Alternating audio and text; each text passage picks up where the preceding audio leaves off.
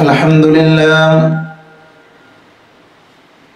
الحمد لله الواحد الأحد الفرد الصمد الذي لم يلد ولم يولد ولم يكن له كفوا أحد أحمده حمدا بلا أحد أشهد أن لا إله إلا الله وحده لا شريك له وأشهد أن محمدا عبده ورسوله اللهم صل على محمد وعلى آل محمد كما صليت على إبراهيم وعلى آل إبراهيم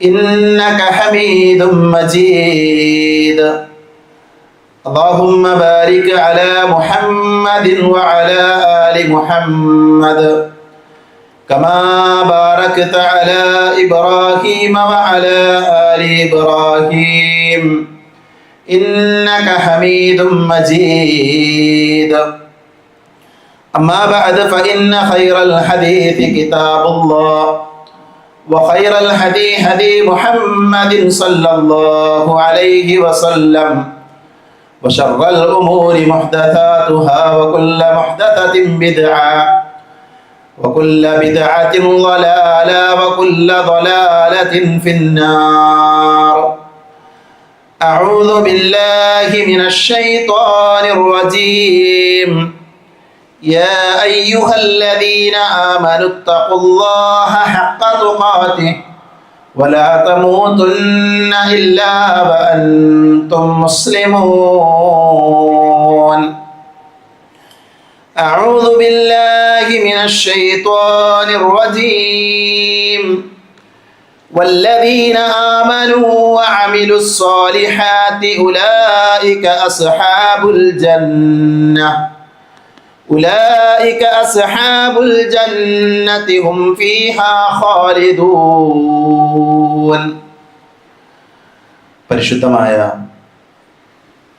അല്ലാഹുവിൻ്റെ ഭവനത്തിൽ ഒരുമിച്ച് ചേർന്ന സഹോദരങ്ങളെ സഹോദരികളെ, സർവ്വലോക രക്ഷിതാവായ അല്ലാഹുവിനെ സൂക്ഷിക്കണേ എന്ന് സംസാരിക്കുന്ന എന്നോടും കേൾക്കുന്ന നിങ്ങളോടും വളരെയധികം സ്നേഹത്തോടുകൂടെ ഓർമ്മപ്പെടുത്തുകയാണ്, ഉപദേശിക്കുകയാണ്.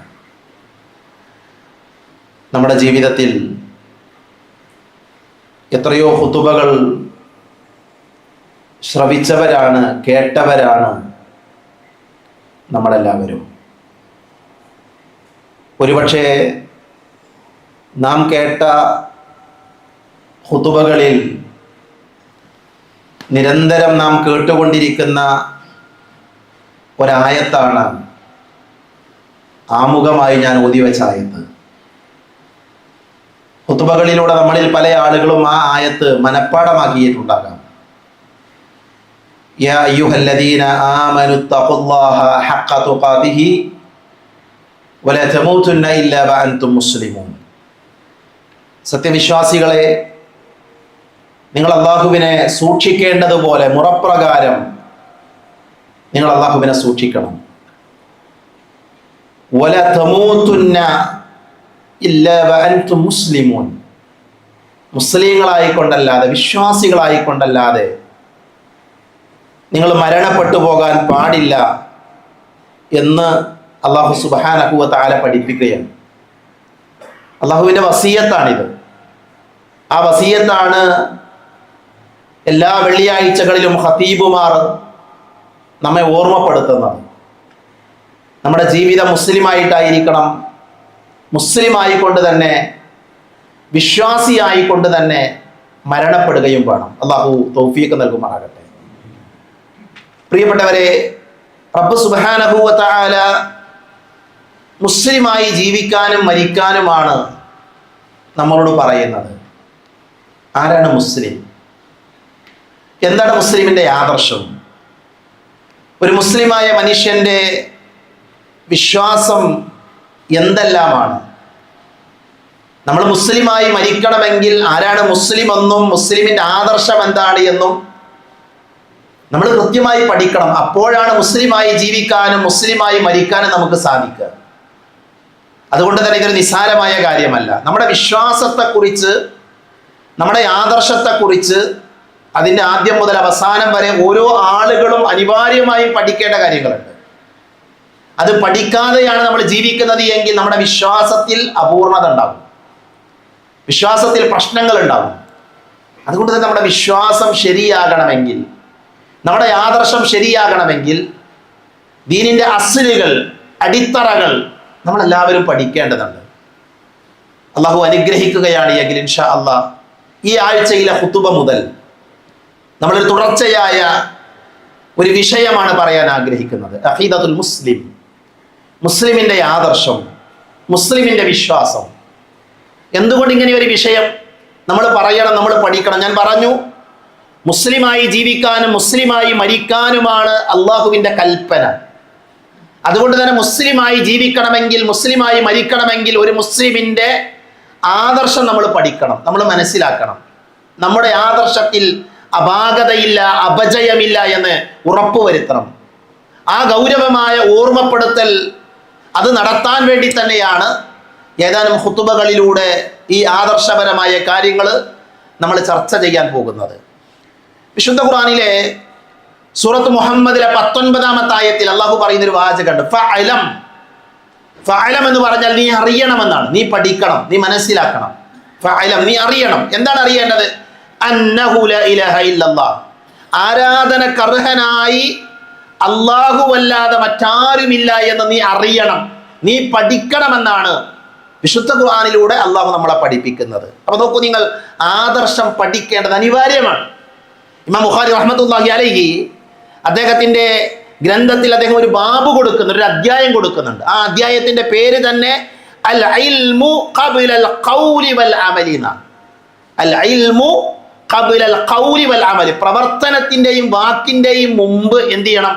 അറിവ് നേടണം, അറിവുള്ള ആളുകളാകണം. നിസ്കരിക്കുന്നതിന് മുമ്പ്, നോമ്പ് നോൽക്കുന്നതിന്റെ മുമ്പ്, ഇസ്ലാമിലെ അനുഷ്ഠാനങ്ങൾ കൊണ്ട് നടക്കുന്നതിന് മുമ്പ് വിശ്വാസം ശരിയാവണം, അറിവ് നേടണം, അള്ളാഹുവിനെ കുറിച്ചുള്ള അറിവുണ്ടാവണം. അതാണ് ഫഅലം, നീ അറിയണം, അന്നഹു ലാ ഇലാഹ ഇല്ലല്ലാഹ്, ആരാധനക്കർഹനായി അള്ളാഹു മാത്രമേ ഉള്ളൂ.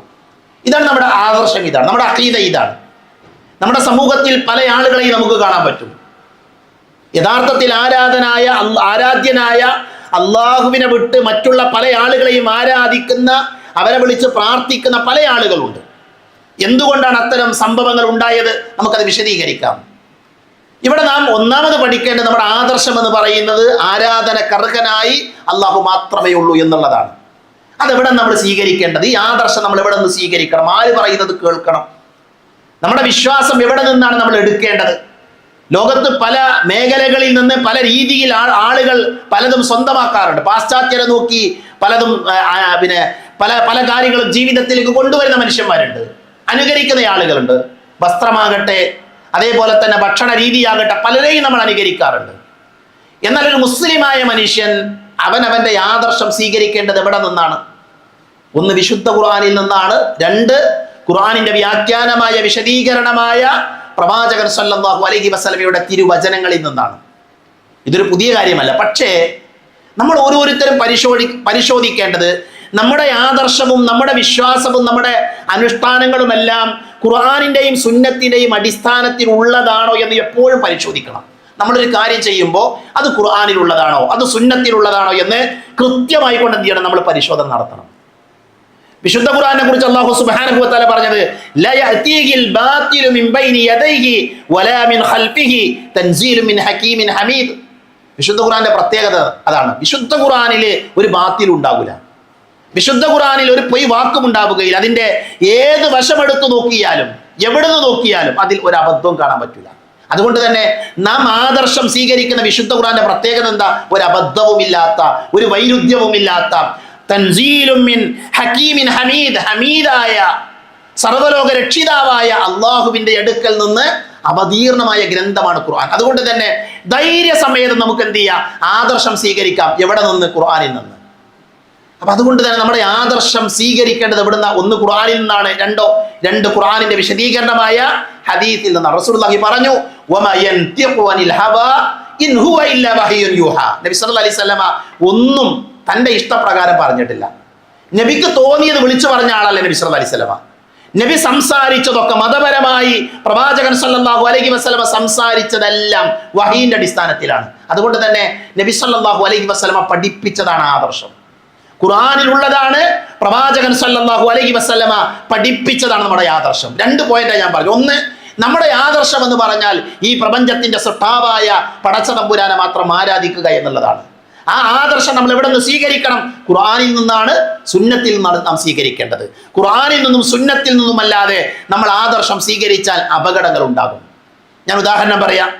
നമ്മുടെ സമൂഹത്തിൽ ധാരാളം ആളുകൾ, വ്യത്യസ്ത ചിന്താഗതികളുള്ള, വ്യത്യസ്ത ആശയങ്ങളുള്ള ആളുകൾ. ഇപ്പൊ നോക്കൂ നിങ്ങൾ, അള്ളാഹുവിനോട് മാത്രം വിളിച്ച് പ്രാർത്ഥിക്കണം എന്നുള്ളതാണ് ഇസ്ലാമിന്റെ ആദർശം. ഇസ്ലാം അതാണ് പറയുന്നത്, ഇയ്യാക നഅ്ബുദു വ ഇയ്യാക നസ്തഈൻ. എന്നാൽ അള്ളാഹു അല്ലാത്ത ധാരാളം ആളുകളെ വിളിച്ച് പ്രാർത്ഥിക്കുന്നവരൊക്കെ കാണാൻ പറ്റും. ശ്രീരാമനോട് പ്രാർത്ഥിക്കുന്നവരുണ്ട്, ശ്രീകൃഷ്ണനോട് പ്രാർത്ഥിക്കുന്നവരുണ്ട്, അല്ലേ? അതേപോലെ തന്നെ പിന്നെ യേശു ക്രിസ്തുവിനോട് പ്രാർത്ഥിക്കുന്ന ആൾക്കാരുണ്ട്, ശ്രീ ബുദ്ധനെ വിളിച്ച് പ്രാർത്ഥിക്കുന്ന ആളുകളുണ്ട്. ലോകത്ത് പല മനുഷ്യരും പലരെയും ആരാധിച്ചുകൊണ്ട്, എലികളെ ആരാധിക്കുന്ന ആളുകളുണ്ട്, പശുക്കളെ ആരാധിക്കുന്ന ആൾക്കാരുണ്ട്, വിഗ്രഹങ്ങളുടെ മുമ്പിൽ സുജൂദ് ചെയ്യുന്ന ആൾക്കാരുണ്ട്.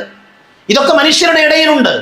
നമ്മൾ ആ ഒരു തലത്തിലേക്ക് പോകുന്നില്ല. മുസ്ലിങ്ങളുടെ ഇടയിൽ പോലും, ഞാൻ മുസ്ലിമാണ് എന്ന് പറയുന്ന ആളുകളുടെ ഇടയിൽ പോലും അള്ളാഹു അല്ലാത്ത ആളുകളെ വിളിച്ച് പ്രാർത്ഥിക്കുന്ന, മുഹയ്യിദ്ദീൻ ഷേഖിനെ വിളിച്ച് പ്രാർത്ഥിക്കുന്ന ആൾക്കാരുണ്ട്, റിഫായി ഷേഖിനെ വിളിച്ച് പ്രാർത്ഥിക്കുന്ന ആൾക്കാരുണ്ട്, മമ്പുറം തങ്ങളോട്, മുനമ്പത്ത് ബീവിയോട്, നാഗൂർ അജ്മീർ ഹോജമാരോടൊക്കെ വിളിച്ച് പ്രാർത്ഥിക്കുന്ന, അവരെ വിളിച്ച് ദുആ ചെയ്യുന്ന ആൾക്കാരുണ്ട്.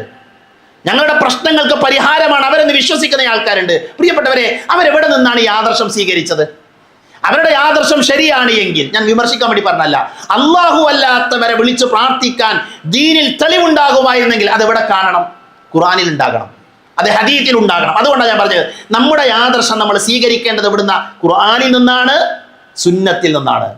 മുഹയ്യിദ്ദീൻ ഷേഖെ രക്ഷിക്കണ എന്ന വിളി ദീനിലുള്ളതാണ് എങ്കിൽ അത് ഖുർആനിൽ ഉണ്ടാകണം, അത് ഹദീസിൽ ഉണ്ടാകണം. ഉണ്ടെങ്കിൽ നമുക്ക് സ്വീകരിക്കാം, ഉണ്ടെങ്കിൽ നമുക്ക് ഉൾക്കൊള്ളണം, നമ്മുടെ ജീവിതത്തിലേക്ക് കൊണ്ടുവരണം. പ്രവാചകൻ സല്ലല്ലാഹു അലൈഹി വസല്ലമയുടെ കാലം കഴിഞ്ഞ് നൂറ്റാണ്ടുകളേറെ കഴിഞ്ഞിട്ടാണ് മഹാനായ മുഹയ്യിദ്ദീൻ ഷേഖ് റഹ്മത്തുള്ളാഹി അലൈഹി ഈ ലോകത്ത് ജീവിച്ചത്. അദ്ദേഹം മഹാപണ്ഡിതനാണ്. അദ്ദേഹം ഒരു നിസാരക്കാരനല്ല, വലിയ മുജദ്ദിദാണ് അദ്ദേഹം, ഒരു പരിഷ്കർത്താവാണ് അദ്ദേഹം. അദ്ദേഹത്തിന്റെ ഗ്രന്ഥങ്ങളുണ്ട്, തൗഹീദ് പഠിപ്പിക്കുന്ന ഗ്രന്ഥങ്ങളുണ്ട്. ഇന്ന് ആളുകൾ അദ്ദേഹത്തെ വിളിച്ച് പ്രാർത്ഥിക്കുക. അദ്ദേഹത്തിന്റെ ചോദ്യമുണ്ട്, അല്ലയോ മനുഷ്യ, നിന്റെ ഹൃദയത്തിൽ എത്ര ഇലാഹാണോ? ആരാ മുഹയ്യിദ്ദീൻ ഷേഖ് ചോദിക്കുക. അത്ര വലിയ പണ്ഡിതനാണ് അദ്ദേഹം. തൗഹീദിന് വേണ്ടി, തൗഹീദ് സ്ഥാപിച്ച, തൗഹീദിന് വേണ്ടി ഗ്രന്ഥം എഴുതിയ വ്യക്തിയാണ് അദ്ദേഹം.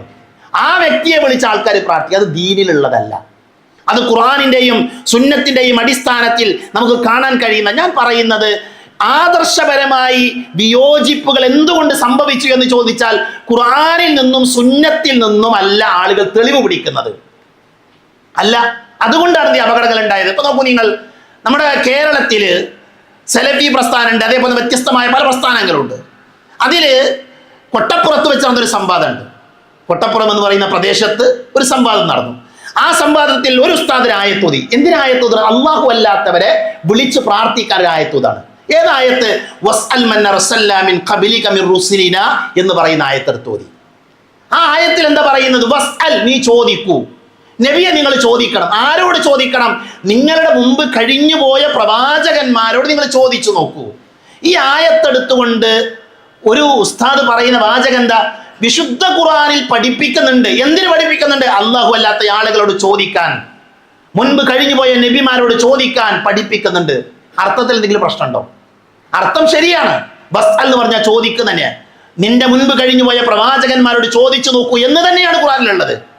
പക്ഷെ അത് അള്ളാഹു അല്ലാത്ത ആളുകളോട് പ്രാർത്ഥിക്കാനുള്ള തെളിവാണോ? ആണെങ്കിൽ, അങ്ങനെയാണെങ്കിൽ പ്രിയപ്പെട്ടവരെ, അബൂബക്കർ റളിയല്ലാഹു അൻഹു, ഉമർ റളിയല്ലാഹു അൻഹു, ഉസ്മാൻ റളിയല്ലാഹു അൻഹു അടക്കമുള്ള സ്വർഗം കൊണ്ട് സന്തോഷ വാർത്ത അറിയിക്കപ്പെട്ട സ്വഹാബികൾ, അതേപോലെ തന്നെ മറ്റുള്ള അള്ളാഹു തൃപ്തിപ്പെട്ടു എന്ന് പറഞ്ഞ സ്വഹാബികൾ, അവരാരെങ്കിലും ഈ ആയത്തിനെ മുന്നിൽ വെച്ച് ഇബ്രാഹിം നബിയെ വിളിച്ച് പ്രാർത്ഥിച്ചിട്ടുണ്ടോ?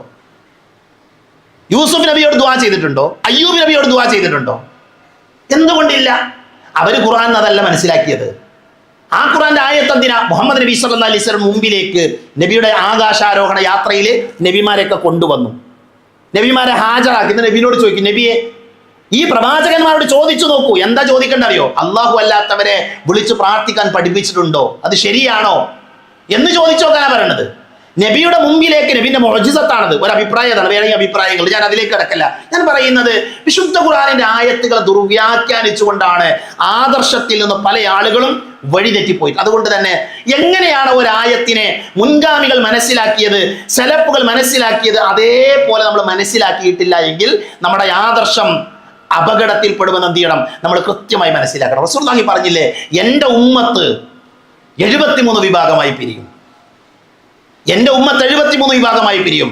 73 വിഭാഗമാകുന്ന. അപ്പൊ നമ്മൾ ടെൻഷൻ അടിക്കേണ്ട ആവശ്യമില്ല. ഇത് ആരാ പറഞ്ഞത്? റസൂലുള്ളാഹി സ്വല്ലല്ലാഹു അലൈഹി വസല്ലമ മദീനത്തെ മിമ്പറിൽ വെച്ചുകൊണ്ട് പ്രവാചകൻ പറഞ്ഞ വാക്കാണ്, ഈ ഉമ്മത്ത് 73 വിഭാഗമാകും. പിന്നെ നമ്മൾ ടെൻഷൻ അടിക്കുന്നത്? നബി പറഞ്ഞതാണ്. നബി പറഞ്ഞാൽ അത് നടക്കും, ഉറപ്പാണ്, സത്യസന്ധനാണ് നബി. പക്ഷെ നബിയാ പറഞ്ഞ ഹദീസിന്റെ ബാക്കി എന്താ? കുല്ലുഹും ഫിന്നാർ, എല്ലാവരും നരകത്തിലാണ്. ആ 73 വിഭാഗവും നരകത്തിലാണ്. ഇല്ലാ മില്ലത്തൻ വാഹിദ, ഒരു കൂട്ടം ആളുകൾ ഒഴികെ. അവിടെയാണ് നമ്മളെ പ്രതീക്ഷ. ഏതാണ് ആ ഒരു വിഭാഗം ആളുകൾ? വമൻ ഹിയ യാ റസൂലല്ലാഹ്, നബിയെ ഏതാണ് ആ ഒരു കൂട്ടം ആളുകൾ? സ്വഹാബികൾ പറഞ്ഞു, സ്വഹാബിയോട് നബി പറഞ്ഞു, മാ അന അലൈഹി വഅസ്ഹാബി, ഞാനും എൻ്റെ സ്വഹാബത്തും ഏതൊന്നിലാണോ ആ മാർഗം സ്വീകരിക്കുന്ന ആൾക്കാർ നരകത്ത് പോകില്ല. ആ മാർഗം സ്വീകരിക്കുന്ന ആളുകൾ നരകത്ത് പോകാൻ പാടില്ല, നരകത്തിൽ പോകില്ല. അപ്പൊ പ്രിയപ്പെട്ടവരെ, മുസ്ലിം ഉമ്മത്ത് 73 കക്ഷികളായി പിരിയും, ഉറപ്പാണത്. അതിൽ ഒരു കൂട്ടം ആളുകളെ സ്വർഗത്ത് പോകണം. അവരാരാ? നബിയും സ്വഹാബത്തും എങ്ങനെയാണോ ദീൻ അനുസരിച്ച് ജീവിച്ചത് അതേപോലെ ജീവിക്കുന്ന ആൾക്കാർ. അള്ളാഹു ആ ഒരു വിഭാഗത്തിൽ നമ്മളെ ഉൾപ്പെടുത്തുമാറാകട്ടെ. നമ്മൾ അതിനാണ് പരിശ്രമിക്കേണ്ടത്. അതുകൊണ്ട് തന്നെ നമ്മൾ ചെയ്യുന്ന ഏതൊരു കാര്യമാകട്ടെ, അത് ചെറുതാകട്ടെ വലുതാകട്ടെ, അത് നബിയും സ്വഹാബത്തും ചെയ്തതാണോ എങ്കിൽ നമുക്ക് ചെയ്യാം. നബിയും സ്വഹാബത്തും കാണിച്ചു തരാത്തതാണോ നമ്മൾ ചെയ്യാൻ പാടില്ല. ദീനിയായ കാര്യം, നബി ദീന് പൂർത്തീകരിച്ചു. ദീനിലേക്ക് ഇനി ഒന്നും കൂട്ടിച്ചേർക്കാനില്ല.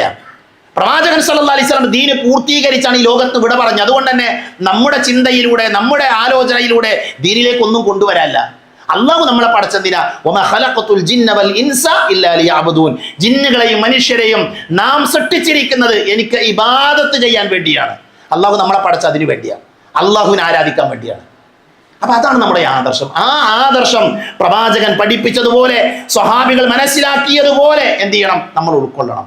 റസൂലുള്ളാഹി പറഞ്ഞു, മൻ മാത വഹുവ യഅലമു അന്നഹു ലാ ഇലാഹ ഇല്ലല്ലാഹ് ദഖലൽ ജന്ന. അടിവരട്ട് പഠിച്ചോളി സഹോദരങ്ങളെ. എന്താ വാചകം? എന്താ? ഒരാൾ മരിച്ചു. എങ്ങനെ മരിച്ചത്? വഹുവ യഅലമു, അവൻ അറിഞ്ഞിട്ടാ മരിച്ചത്. എന്താ അവൻ അറിഞ്ഞത്? അന്നഹു ലാ ഇലാഹ ഇല്ലല്ലാഹ്, ആരാധനക്കർഹനായ അല്ലാഹു മാത്രമേ ഉള്ളൂ എന്ന് അവൻ മനസ്സിലാക്കി പഠിച്ചു. ദഖലൽ ജന്ന, അവൻ സ്വർഗത്തിൽ പ്രവേശിച്ചു. അപ്പൊ നോക്കൂ നിങ്ങൾ, അള്ളാഹുവിനെ മാത്രം ആരാധിക്കുന്ന ആളുകളായാലാണ് സ്വർഗം ഉണ്ടാകുക. മനസ്സിലായേ? നമുക്ക് സ്വർഗം കിട്ടണമെങ്കിൽ ആരാകണം? അള്ളാഹുവിനെ മാത്രം വിളിച്ച് പ്രാർത്ഥിക്കുന്നവരാകണം. നമ്മുടെ ജീവിതത്തിന്റെ ലക്ഷ്യം എന്താ അറിയോ? നമ്മുടെ ജീവിതത്തിന്റെ എയിം എന്താ അറിയോ? നമ്മുടെ കാൽപാദങ്ങൾ കൊണ്ട് ഭൂമിയിലൂടെ ഒരുപാട് സ്ഥലങ്ങളിൽ നടന്നവരാണ് നമ്മൾ. പല സ്ഥലങ്ങളിലേക്കും നടന്നു പോയിട്ടുണ്ട്. പ്രിയപ്പെട്ടവരെ, നമ്മുടെ കാലടികൾ നരകത്തിൽ സ്പർശിക്കാതെ സ്വർഗത്തിൽ കടക്കണം. നമ്മുടെ കാലടികൾ നരകത്തിൽ സ്പർശിക്കാതെ സ്വർഗത്തിലേക്ക് കടക്കണം. നമ്മുടെ കാൽപ്പാടുകൾ പരലോകത്ത് ആദ്യമായി പതിയേണ്ടത് നരകത്തിലല്ല, സ്വർഗത്തിലാകണം. എന്തു വേണം? ലാ ഇലാഹ ഇല്ലല്ലാഹ് ഉണ്ടാകണം.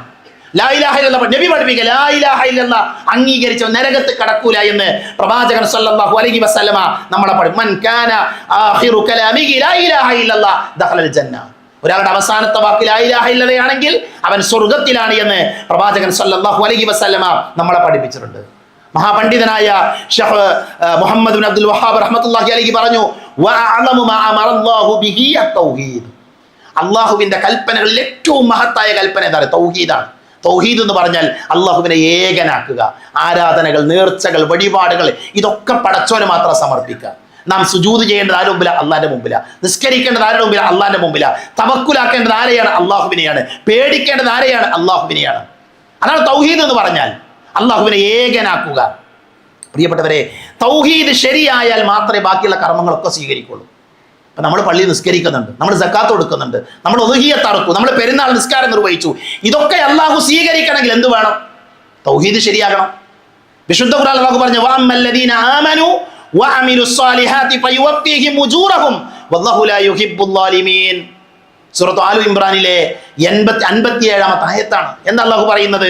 വഅമ്മല്ലദീന ആമനു വഅമിലുസ് സ്വാലിഹാത്തി, വിശ്വാസം സ്വീകരിക്കുകയും സൽക്കർമ്മങ്ങൾ പ്രവർത്തിക്കുകയും ചെയ്ത ആൾക്കാർ, അവർക്ക് അല്ലാഹു സുബ്ഹാനഹു വ തആല കണക്കില്ലാതെ പ്രതിഫലം കൊടുക്കുന്ന. ആർക്കാ കണക്കില്ലാതെ പ്രതിഫലം കൊടുക്കുക? വിശ്വാസം സ്വീകരിച്ചവർ, എന്നിട്ട് സൽക്കർമ്മം ചെയ്യുന്ന ആളുകൾ. അതേപോലെ അല്ലാഹു പറഞ്ഞു വല്ലദീന ആമനു വഅമിലു സ്വാലിഹാത്തി ഉലൈക അസ്ഹാബുൽ ജന്ന. വല്ലദീന ആമനു, വിശ്വാസം സ്വീകരിച്ച ഒരു കൂട്ടം ആളുകൾ, വഅമിലു സ്വാലിഹാത്തി, സൽക്കർമ്മം പ്രവർത്തിച്ചവർ, അവർക്ക് എന്ത് ചെയ്യും? ഉലൈക അസ്ഹാബുൽ ജന്ന, അവര് അസ്ഹാബുൽ ജന്ന, സ്വർഗത്തിന്റെ ആൾക്കാരാണെന്ന. അപ്പൊ സ്വർഗം ലഭിക്കണമെങ്കിൽ എന്ത് വേണം? വിശ്വാസം ശരിയാകണം, നമ്മുടെ ആദർശം ശരിയാകണം. ആദർശം ശരിയാകാതെ സ്വർഗം ഉണ്ടാകില്ല. ഇന്നല്ലദീന ആമനു വഅമിലു സ്വാലിഹാത്തി കാനത് ലഹും ജന്നാത്തുൽ ഫിർദൗസി നുസില. എല്ലാവർക്കും അറിയാവുന്ന ആയത്താണല്ലേ. തീർച്ചയായും വിശ്വസിക്കുകയും സൽക്കർമ്മങ്ങൾ പ്രവർത്തിക്കുകയും ചെയ്തവരാരോ അവർക്ക് സൽക്കാരം നൽകുന്നതാകുന്ന സ്വർഗത്തോപ്പുകളുടെ അവിടെയൊക്കെ എന്താ അടിസ്ഥാനം? എന്താ? വിശ്വാസമാണെന്നുള്ളതാണ്. വിശ്വാസം. അതുകൊണ്ട് തന്നെ കർമ്മങ്ങൾ അല്ലാഹു സ്വീകരിക്കണമെങ്കിൽ എന്ത് ചെയ്യണം? നമ്മുടെ വിശ്വാസം ശരിയാകണം, നമ്മുടെ ആദർശം ശരിയാകണം. ആദർശം ശരിയായിട്ടില്ല എങ്കിൽ വേറെ എന്ത് ചെയ്തിട്ടും കാര്യമില്ല. അബ്ദുല്ലാഹി ഇബ്നു ജുദ്ആൻ എന്ന് പറയുന്ന ഒരാള് ജാഹിലിയത്തിൽ ജീവിച്ചിരുന്നു. അബ്ദുല്ലാഹി ഇബ്നു ജുദ്ആൻ എന്നും വായിക്കും അറബിയിൽ. അബ്ദുല്ലാഹി ഇബ്നു ജുദ്ആനെ കുറിച്ച് ആയിഷ ഉമ്മ നബിയോട് ചോദിക്കുന്നുണ്ട്, നബിയെ, അബ്ദുല്ലാഹി ഇബ്നു ജുദ്ആന് കുറേ സൽക്കർമ്മങ്ങൾ ചെയ്ത ആളല്ലേ, അദ്ദേഹം കുടുംബ ബന്ധം ചേർത്തിയിട്ടുണ്ട്, ഒരുപാട് നന്മ ചെയ്തിട്ടുണ്ട്, അദ്ദേഹത്തിന് ഇത് ഉപകാരപ്പെടും നബിയെ? നബി പറഞ്ഞ ലാ യൻഫഉഹും, അദ്ദേഹത്തിന് ഇത് ഉപകാരപ്പെടൂല എന്നാണ്. കുറേ നല്ല മനുഷ്യനാണ്, നന്മ ചെയ്ത ആളാണ്, അദ്ദേഹത്തിന് ഇത് ഉപകാരപ്പെടില്ല. എന്തുകൊണ്ട്? അദ്ദേഹം വിശ്വാസം സ്വീകരിച്ചിട്ടില്ല. അതുകൊണ്ട് തന്നെ പ്രിയപ്പെട്ടവരെ, നമ്മൾ ഏറ്റവും കൂടുതൽ പേടിക്കേണ്ടത് നമ്മുടെ കർമ്മങ്ങൾ അല്ലാഹു സ്വീകരിക്കണമെങ്കിൽ എന്ത് വേണം? നമ്മൾ വിശ്വാസം സ്വീകരിക്കണം, നമ്മൾ മുസ്ലിം ആകണം, മുസ്ലിമായിക്കൊണ്ട് ജീവിക്കണം, മുസ്ലിമായിക്കൊണ്ട് മരിക്കണം. അല്ലാഹു സുബ്ഹാനഹു വ തആല അതിനുള്ള തൗഫീഖ് നൽകി നമ്മെ അനുഗ്രഹിക്കുമാറാകട്ടെ.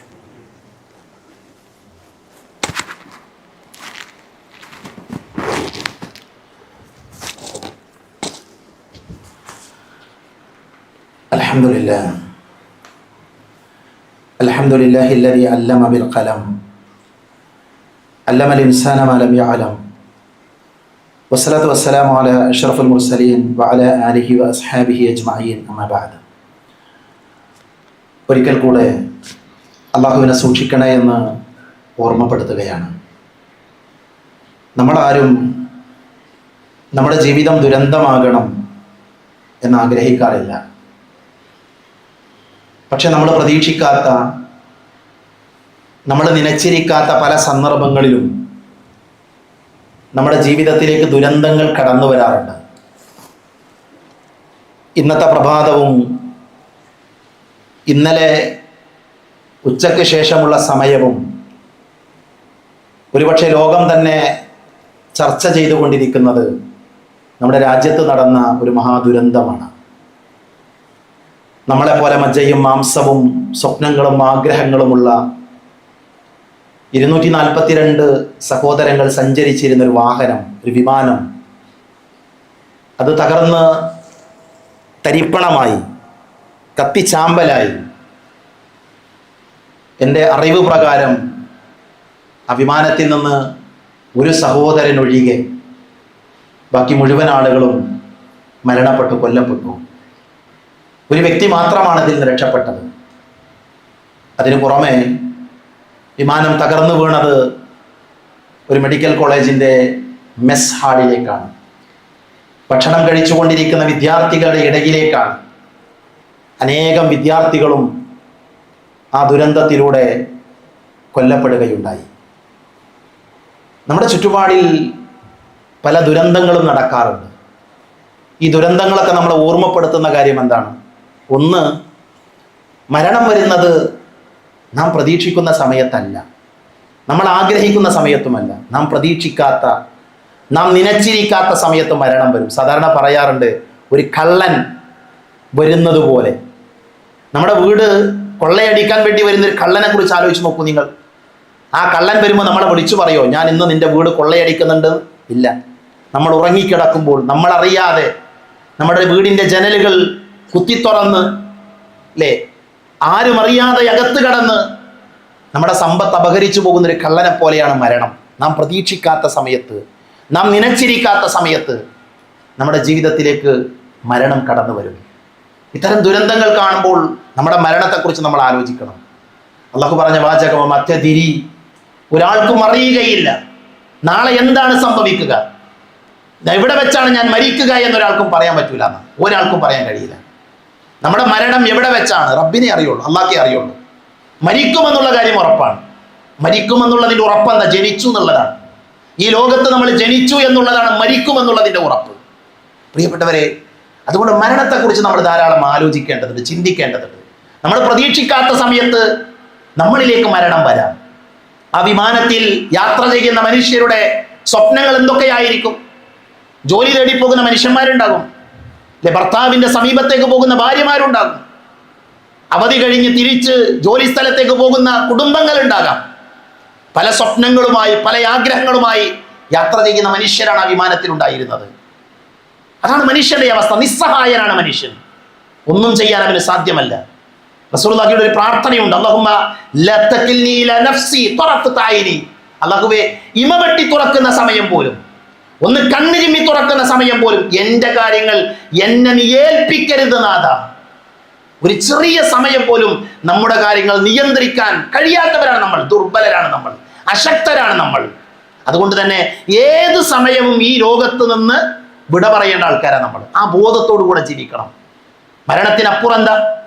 മരണത്തിനപ്പുറം ഒന്നുമില്ല എങ്കിൽ സമാധാനമാണ്. പക്ഷേ മരണത്തിനപ്പുറം അങ്ങനെയല്ലല്ലോ. അവിടെ ഒരു വിചാരണ ഉണ്ട്, ഖബറുണ്ട്, ഖബറിൽ വിചാരണയുണ്ട്, ചോദ്യങ്ങളുണ്ട്. ഒന്നുകിൽ സ്വർഗം കണ്ടുകൊണ്ട് അല്ലെങ്കിൽ നരകം കണ്ടുകൊണ്ട് സുദീർഘമായ കാലം വരെ, പുനരുദ്ധാനം സംഭവിക്കുന്ന നാൾ വരെ ആ ഖബറിൽ നമ്മൾ കിടക്കണം. അത് കഴിഞ്ഞാലോ അവിടുന്ന് മനുഷ്യരെല്ലാവരും എഴുന്നേറ്റ് വരും, മഹ്ശറിലേക്ക് കൊണ്ടുവരും. അവിടെ വീണ്ടും വിചാരണയുണ്ട്. ആ വിചാരണക്കൊടുകിൽ സ്വർഗമുണ്ട്, നരകമുണ്ട്. ഇതൊന്നും ഇല്ലെങ്കിൽ ഈ ദുനിയാവിൽ തോന്നിയതുപോലെ ജീവിക്കാം. പക്ഷേ നമ്മൾ ആ വിശ്വാസത്തിന്റെ ആൾക്കാരല്ല. മരണത്തിനപ്പുറം ഒരു ലോകമുണ്ട് എന്ന ചിന്ത ഉണ്ട്. അതുകൊണ്ട് തന്നെ മരണത്തെക്കുറിച്ച് ആലോചിക്കുകയും മരണത്തിനപ്പുറമുള്ള ലോകത്തേക്ക് വേണ്ടി തയ്യാറെടുപ്പുകൾ നടത്തുകയും ചെയ്യുക. അഭിമാനത്തിൽ യാത്ര ചെയ്യുന്ന മനുഷ്യന്മാര് അവരുടെ വസ്തുക്കൾ, അവരുടെ സാധനങ്ങളൊക്കെ പെട്ടിയിലാക്കി അത് ക്രമീകരിച്ചു വെച്ച് യാത്രക്ക് വേണ്ടി ഒരുങ്ങിയവരാണ് അവർ, അല്ലെ? യാത്രക്ക് വേണ്ടി ഒരുങ്ങിയവരാണ്. പ്രിയപ്പെട്ടവരെ, നമ്മളും യാത്രയിലാണ്. ഈ ദുനിയാവിൽ നിന്ന് പരലോകത്തേക്കുള്ള യാത്രയിലാണ്. ആ പരലോകത്തേക്കുള്ള യാത്രക്ക് വേണ്ട വിഭവങ്ങൾ ഒരുക്കേണ്ട സമയമാണിത്. പ്രതീക്ഷിക്കാത്ത സമയത്ത് മരണം വരിക. അതുകൊണ്ട് തന്നെ ആ മരണം വരുന്നതിൻ്റെ മുമ്പ് നമ്മുടെ ഭാണ്ഡത്തിൽ, നമ്മുടെ പെട്ടിയിൽ നന്മകൾ ഉണ്ടാകണം, നിസ്കാരം ഉണ്ടാകണം, സ്വതക്ക ഉണ്ടാകണം, ആളുകളെ കാണുമ്പോൾ പുഞ്ചിരിക്കണം, മാതാപിതാക്കൾക്ക് നന്മ ചെയ്യണം. എന്തൊക്കെ നന്മകൾ ചെയ്യാൻ സാധിക്കുമോ ആ നന്മകളൊക്കെ ഉണ്ടാകണം. മനസ്സിലായില്ലേ? അതുകൊണ്ട് തന്നെ മരണത്തെക്കുറിച്ച് നിരന്തരം ഓർത്തുകൊണ്ടിരിക്കുക. റസൂലുള്ളാഹി പറഞ്ഞു, അക്ഫിറു അക്ഫിറു, നിങ്ങൾ ധാരാളമായി ഓർക്കണം.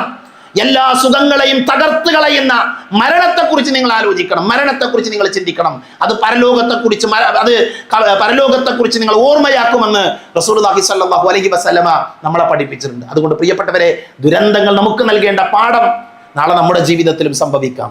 അല്ലാഹു സുബ്ഹാനഹു വ തആല മരണപ്പെട്ടു പോയ സഹോദരങ്ങളുടെ പല ആളുകളുണ്ട്, അവരുടെ കുടുംബാംഗങ്ങളുണ്ട്, ഉൾക്കൊള്ളാൻ കഴിയാതെ വേദനിക്കുന്ന ആളുകളുണ്ട്. അവർക്ക് അല്ലാഹു ക്ഷമിക്കാനുള്ള കരുത്ത് നൽകുമാറാകട്ടെ. അല്ലാഹു സുബ്ഹാനഹു വ തആല വലിയ ദുരന്തങ്ങളിൽ നിന്ന് നമ്മളെ എല്ലാവരെയും കാത്തുരക്ഷിക്കുമാറാകട്ടെ. നമ്മുടെ ഇടയിൽ നിന്ന് മരണപ്പെട്ടു പോയ ആളുകൾ അല്ലാഹു അവർക്ക് മഗ്ഫിറത്ത് നൽകുമാറാകട്ടെ. കഴിഞ്ഞ ദിവസമാണ് നമ്മുടെ ഒരു സഹോദരൻ മരണപ്പെട്ടത്. അല്ലാഹു സുബ്ഹാനഹു വ തആല നമ്മുടെ ആ സഹോദരന്റെ ഖബർ ജീവിതം സന്തോഷകരമാക്കി കൊടുക്കുമാറാകട്ടെ. അദ്ദേഹത്തിന്റെ പാപങ്ങൾ അല്ലാഹു പുറത്തു കൊടുക്കുമാറാകട്ടെ. അദ്ദേഹത്തിന്റെ മരണത്തിലൂടെ വേദനിക്കുന്ന, പ്രയാസപ്പെടുന്ന കുടുംബാംഗങ്ങളുണ്ട്. അല്ലാഹു അവരുടെ വേദനകളിൽ ക്ഷമിക്കാനുള്ള കരുത്ത് അല്ലാഹു നൽകുമാറാകട്ടെ. അല്ലാഹു സുബ്ഹാനഹു വ തആല നമ്മുടെ ജീവിതത്തിൽ അറിഞ്ഞും അറിയാതെയും സംഭവിച്ചു പോയ ചെറുതും വലുതുമായ എല്ലാ തെറ്റുകുറ്റങ്ങളും പുറത്തു മാപ്പാക്കി തരുമാറാകട്ടെ. അല്ലാഹുമ്മ ഗഫിർ ലിൽ മുഅ്മിനീന വൽ മുഅ്മിനാത്ത് വൽ മുസ്ലിമീന വൽ മുസ്ലിമാത്ത് അൽഅഹ്യാ മിൻകും വൽ അംവാത്ത്. അല്ലാഹുമ്മ അജിർനാ മിനൻ നാർ, അല്ലാഹുമ്മ അജിർനാ മിനൻ നാർ, അല്ലാഹുമ്മ അജിർനാ മിനൻ നാർ. റബ്ബനാ ആതിനാ ഫിദ് ദുനിയ ഹസന വഫിൽ ആഖിറതി ഹസനതൻ വഖിനാ അദാബൻ നാർ. ആമീൻ ആമീൻ ബിറഹ്മതിക യാ അർഹമർ റഹീമീൻ. വആഖിറു ദഅവാനാ അനിൽ ഹംദുലില്ലാഹി റബ്ബിൽ ആലമീൻ.